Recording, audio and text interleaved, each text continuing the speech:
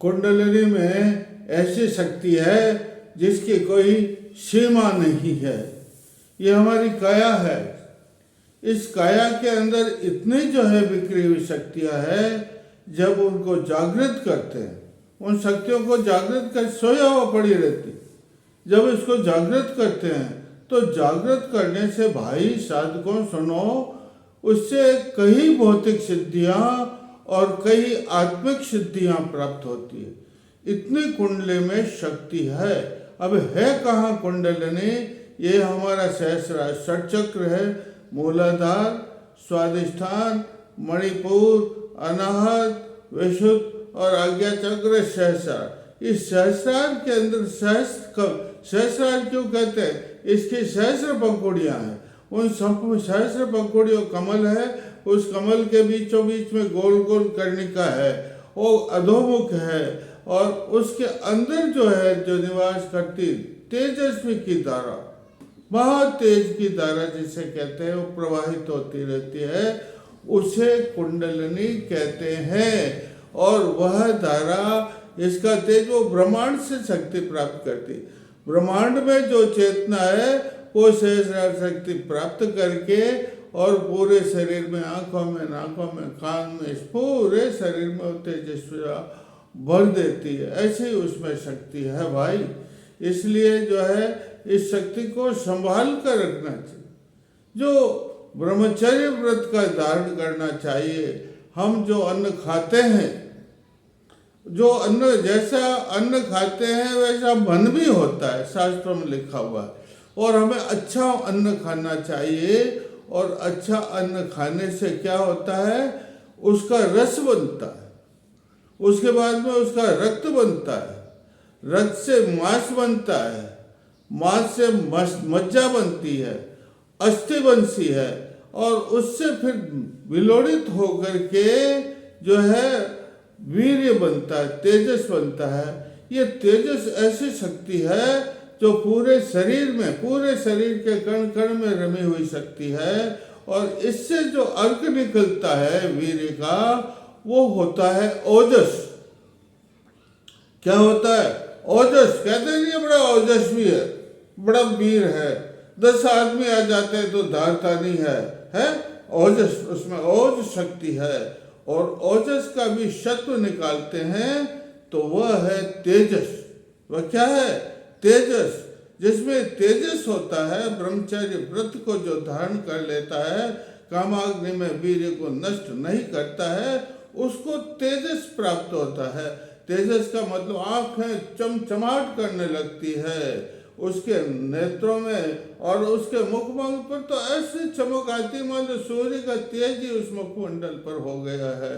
उसके मन में कई उमंगें होती है, हृदय में कई अपेक्षाएं होती है, और बड़ा साहसी वीर तेजस्वी जो है वो हो जाता है। इसलिए हमें जो, आप इस मेरे चैनल को सब्सक्राइब करें, कमेंट करें, और मैं इतनी मेहनत करता हूँ तो एक जो है प्यारा सा कमेंट भी करें। तो इतना तेजस्वी है भाई। ये जो है संयम कहते हैं इसे। देखो, योग की भाषा में ध्यान, धारणा और समाधि, इन तीनों को मिलाने से संयम होता है, लेकिन अपनी भाषा के अंदर संयम का मतलब ब्रह्मचर्य व्रत। कौन सा व्रत? ब्रह्मचर्य। अरे ये कुंडली जो है ना, स्वयंलिंग के ऊपर 3.5 फेरे खाकर के सोई हुई रहती है नहीं, और मुख से क्या उगलती है? जहर उगलती है। मुख क्यों अधोमुख होता है, नीचे मुख होता है उसका, उससे जहर उगलती है। और फिर जो है जब इसको जागृत कर देते हैं, मुख से जहर उगलती है, सारी शक्ति विनष्ट हो जाती। और लेकिन इसको जब जागृत करते हैं तो ऊपर चढ़ती है, तो सहस्रार में, आज्ञा चक्र में आने पर अमृत झरता है। अमृत का कलश छत है, अमृत जर जर जर जर जर अमृत झरता। तो इतना इसका सदुपयोग करना चाहिए। जिसकी कुंडलिनी जागृत हो गई है उसका उसे सदुपयोग करना चाहिए, संयम बरतना चाहिए, ब्रह्मचर्य व्रत धारण करना चाहिए, उसे ओजस्वी बनना चाहिए, उसे तेजस्वी बनना चाहिए। एक व्याख्यान है महाभारत के, मद भगवत गीता के अंदर, क्या व्याख्यान है? भरत जड़ चेतन भरत थे। भरत नाम के ब्रह्मचारी थे जिनकी वो केवल और कुछ ध्यान नहीं करते। हाँ, संसार में तो रहते थे, लेकिन उनके मन में हर समय ब्रह्म ब्रह्म ब्रह्म ब्रह्म चेतना। शरीर बड़ा तेज हष्टपुष्ट थे, भरत जड़ भरत कहते थे। क्या तो उनके परिवार वालों ने समझा ही नहीं।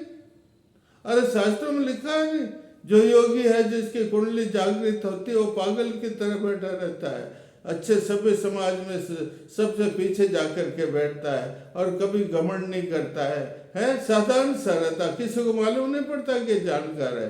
ये ऐसे ही जड़ भरत थे। तो जड़ भरत को परिवार वालों ने कहा जाओ खेत की रक्षा करो, मेड़ पर बैठ रहे हो, खेत की रक्षा करके। वहां के राजा थे रघुगण। उस रघुगण ने क्या किया, अरे भरत चल मेरी पालकी को उठा है। तो उसके पालकी को भी उन्होंने इतने विद्वान थे, इतने आत्मज्ञानी थे, उसकी पालकी को उठा लिया और चलते चलते ही उन्होंने आत्मज्ञान की शिक्षा उस रघुगण राजा को दे दी। और रघुगण राजा बहुत लज्जित हुआ, नीचे उतर गया, उनके चरणों में गिर गया। इतना जो है भरत जड़ भरत को कुंडली जागृत, क्या थी उनकी कुंडलिनी जागृति। एक और इसमें आख्यान है कि कुंडली जड़ भरत खेत में बैठे रहते और उधर जो है ये दुष्ट जो है ना आए और उनको उठा करके ले गए और भद्रकाली के सामने बलि देने के लिए तैयार हो गए। तो खड़े हो गए जाकर क्या दे दो बलि भाई तुम है। तो जब पुरोहित नंगी तलवार लेकर के आया तब उनकी कुंडली जागृत हो गई और कुंडली का तेज महाभद्रकाली में प्रवाहित हो गया और भद्रकाली दमाऊ उठी और उस पुरोहित के हाथ से तलवार खींच करके सब दुष्टों को विनष्ट कर दी। और वो जड़ भरत ऐसा था, उन्होंने तपस्या की थी। वो शास्त्रों में लिखा है तप मंत्र और औषधि और समाधि से ये प्राप्त हो जाए, जागृत हो जाती कुंडली। तो ऐसी कुंडली जागृत थी उनकी, इसलिए जो है वो इतने तेज। अरे कुंडली तो वो चीज है, जब बच्चा सोया रहता है तो सुप्त रहता है, लेकिन जब उसको झंझोड़ते हैं तो बच्चा कितना जागृत होता है, कितना चिल्लाता करता है। और ऐसा का ऐसा हमारी पृथ्वी है, हमारी पृथ्वी के गर्भ में छिपी हुई शक्ति है। वो छिपी हुई शक्ति जब उमड़ घुमड़ करती है, जागृत हो जाती है तो भूकंप आता है। क्या आता है, भूकंप आता है, धरती हिलने लग जाती है। और उसके नीचे जो शक्ति है वो एकदम अग्नि, ब्रह्माग्नि भी कहते हैं।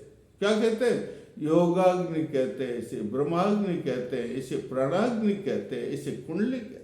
तो एकदम वो जो ज्वालामुखी फूटता और सैकड़ों मील तक नुकसान कर देता। अरे हवा साधारण चलती है?